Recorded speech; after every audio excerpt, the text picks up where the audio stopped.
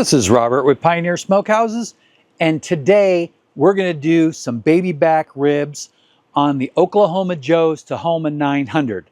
Now, this is not going to be a deep dive into ribs. This is just going to be running some baby back ribs on here. We are going to try a couple of different seasonings that I have not used on a full rack of ribs before. But other than that, this is going to be your basic, run them through, test it out, and see how well it performs. On these cooks like this thing has performed amazing. Just to recap from another video earlier, this smoker needs to be cleaned on a regular basis. Before I loaded the charcoal, I vacuumed it out, and you want to make sure that you don't miss any of the spots inside in the air intake vent. Now that's covered, let's go ahead and move on. What we have today is two back ribs. This is a full back, and this is a baby back. I'm going to go ahead and flip those over so you can see the backs here where the membrane is. And I always remove the membrane. We're going to go over this really quick. Basically, I take the knife and I find one of the bones right near the middle, and I run that knife in there, and then I turn it dull side up. So get that in there. Work that out and try to get all the way across the whole membrane so we can get it in one big piece. Now, if I give it a little pull, I should be able to get it up there, and if I get through there, then look, I've got this. Now I can remove the knife, and then I can grab onto this, and if I do it just right, at the right amount of pressure, the whole membrane should come off in one nice piece. And look at that. Gone just like that. I really like it when it works out well. I'll set this over here. Now I'll go ahead and do the full one.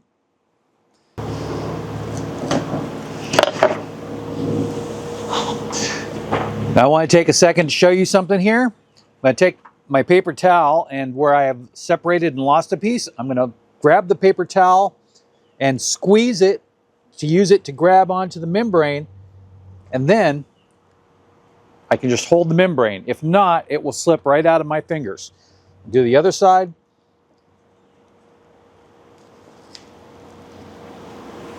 And just like that, done. Now we've got the membrane removed. And for today's cook, I'm going to go ahead and slice these in half. This is a curved boning knife. I like this with ribs. Try to line up right in between those two ribs right there. And then same thing here, a nice middle spot here, right there. Now you will see that this is just a little bit longer, but this is the small end. And so typically what I do is I take and trim off that last one, because usually it's going to be a broke piece. And we wouldn't serve that little piece of bone anyway. Look for the same thing on this one. Nope, the broke piece is gone. Oh, there it is on this one right here. Now, I'm not going to throw these away, of course. I will cook them. Now I'm going to inspect for any loose flaps. Typically on back ribs, there's not a lot to worry about here. A little bit of fat here, I think, that I'll just peel some of that off. Now that I have them cut into two pieces, I have two different seasonings that we're going to use today.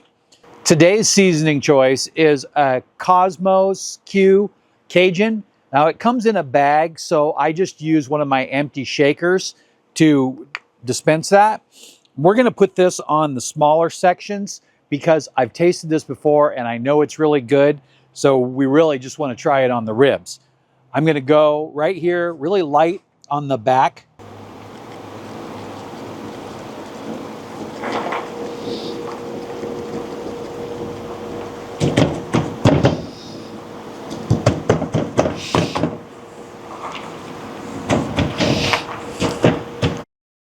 Now I've done one full-size back rib and one baby back rib with this seasoning, and then I'll just go ahead and flip it over. And repeat.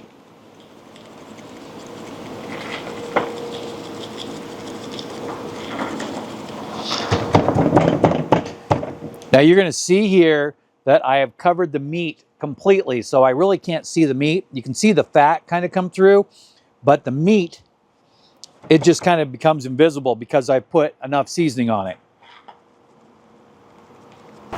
Now we're going to leave it like this for about 15 minutes to let it tack up. Let's go ahead and move on to the other one. What I have here is some Famous Dave's seasoning rib rub.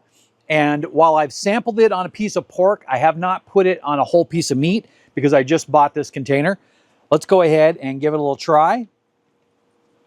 I've gone kind of light on the back. Flip it over.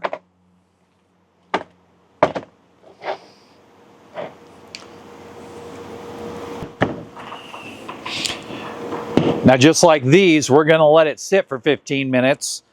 Now, that's about 10 more minutes and we'll be ready for this one. So I'll be right back. It's been about 10 minutes now, and I want to clip through here what I did about 5 minutes ago. I started to see that the seasoning was hydrating from the liquid in the meat. So basically the seasoning starts to pull that liquid up into it and gets moist. And if you look here, you can see how it looks like it's hydrating. So what I did was I went ahead and added a second layer of the seasoning. Typically, I will add 2 or 3 layers. So we're just about ready for another little touch, but we don't want to overdo it. We're so close here. But really, we don't want any of this meat to really poke through much. The fat, you can't help it. But this one is so close. We're just going to put a little sprinkle right across here. A little right across there.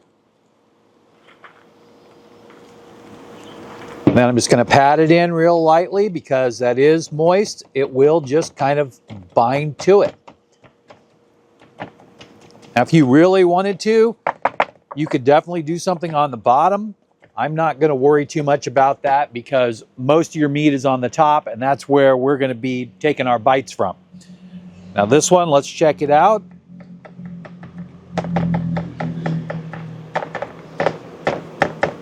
Okay, so right where this strip of meat is, it can definitely use a little bit more here. Right here.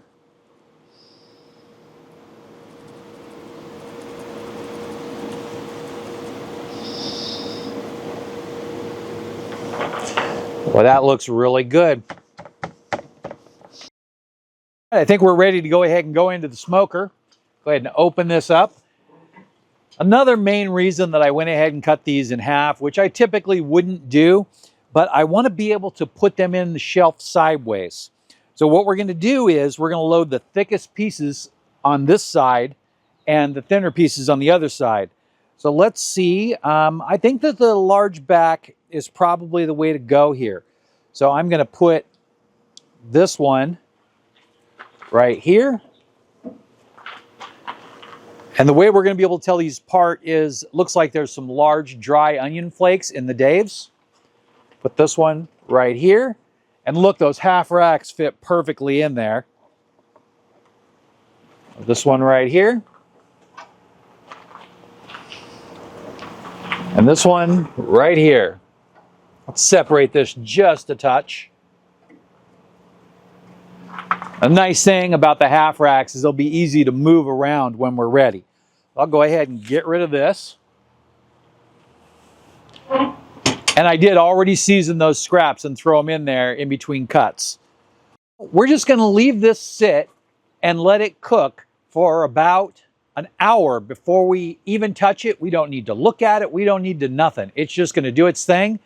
I will raise the lighting temperature of 225 up to 235 because I want it to get a little burst so that way it'll stoke the fire a little bit and get accelerating.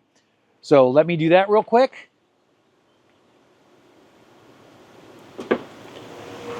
And then in a minute, that fan will kick up to full speed just for a couple of seconds and get that fire stoked up to full power. I'll be back in about an hour for me and 1 second for you. It's been an hour. Let's take a look at these ribs.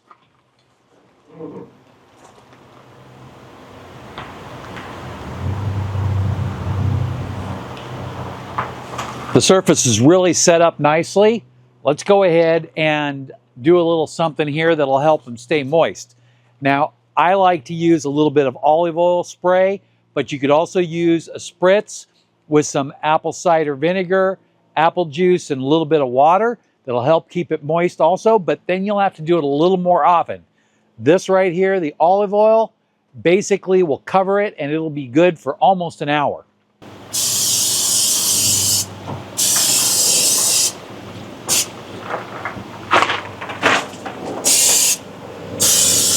Now I've got them sprayed up and it's really gonna help soften up that bark a little bit, and that'll stick on there where water or other liquid might evaporate. The nice thing about using the apple juice and the apple cider vinegar is that it really adds a nice little tang to it, and you can't get that from olive oil. But again, we really want to taste the dry rub, and we're not so worried about any other flavors on this batch. If you're gonna sauce your ribs, I say use the spritz, but I'm not planning on doing that. So let's go ahead and run for about another hour, and then we'll start monitoring the temperature. It's been another hour, and we're gonna go ahead and check these, and then we're gonna put a temp probe in. The first thing I wanna do is I wanna get a look at this, and boy, the surface looks good. I'm gonna pull them forward just a little bit here. This one could use a little bit of oil. Now this one too. This one looks pretty good. And go ahead and spray those. I'm going to put this one in here. Kind of a delicate balance here to get it in between the bones, right in the middle of the meat, just like that. Then we'll put this one in here.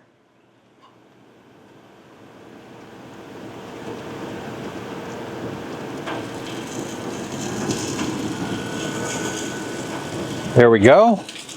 And then we'll get this closed as soon as possible. I'll go ahead and turn this one on.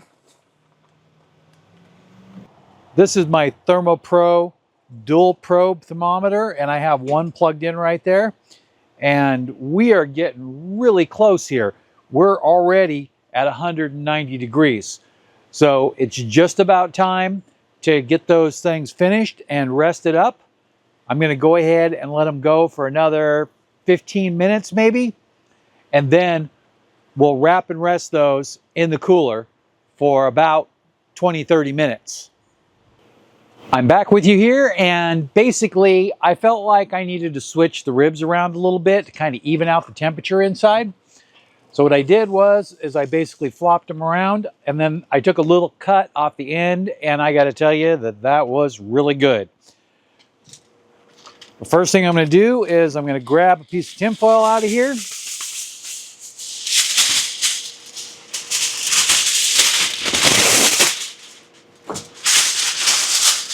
I ran out of my large sheets, so bear with me. I'm going to do this one first.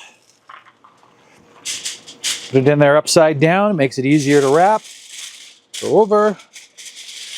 Go up. And don't wrap them too tightly because the bones will poke through. Fold that in down. Give it a little push in the middle. Go over. Fold that one down.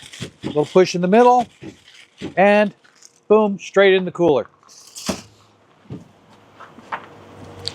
I'm going to do that 3 more times. So here's the last one. I'm going to set it in the cooler and close that lid. And then I'll set the timer for 15 minutes. And when that 15 minutes is up, then I will grab that out of here. I went ahead and set that up to 575 degrees. I'll clean the smoker up after about 10 minutes. And then in a couple of more minutes, I'll turn the camera back on and grab those out of there, and we'll slice them up and give them a taste. I'm back, and the grill is all clean. We're just going to let it keep heating up and let the rest of those oils fall down into the pan, and then we'll empty that as soon as it cools down a little bit. Now let's go ahead and grab those ribs out of the cooler. Now when you look at this here, you're looking at the full rack in the front here and the baby back right here. Now what I'm going to do is I'm going to go ahead and I'm going to rearrange this a little bit. We're going to put this one over here and this one over here. And that way we've got the Cosmos Cajun rub here, and we have the famous Dave's rib rub here. Let's go ahead and flip these over and get them cut up.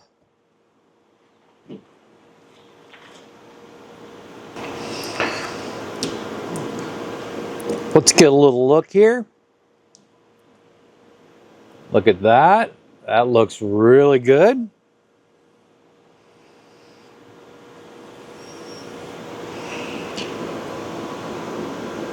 That looks yummy. Let's give this one a try. This is an in cut from the Cajun seasoning. Absolutely the perfect amount of seasoning on this. Tastes great. For my liking, it could be a little spicier. Perfect tenderness. Not chewy at all, but also not mushy. I do not like my meat mushy, so there's that. These ones looked a little softer, but this is the famous Dave's. I'm going to go ahead and give this one a bite. Touch on the salty side for me. Good flavor profile though. There's a lot of really good flavors going on in there. I feel like this would go really well with a sweet barbecue sauce. The salt and sweet together would probably work really well.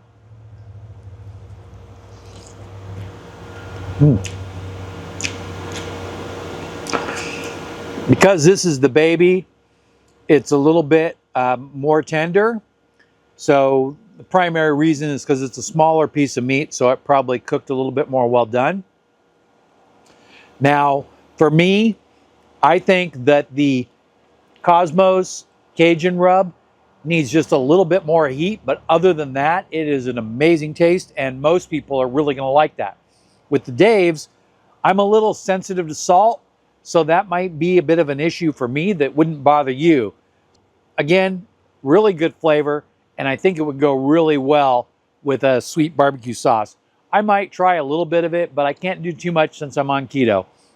I think that we have another successful cook on the Oklahoma Joe Tahoma, and two things I want to mention. First of all, I just filmed a rib series, and this video is actually going to be put in both playlists, for the rib playlist and for the Oklahoma Joe's Tahoma playlist.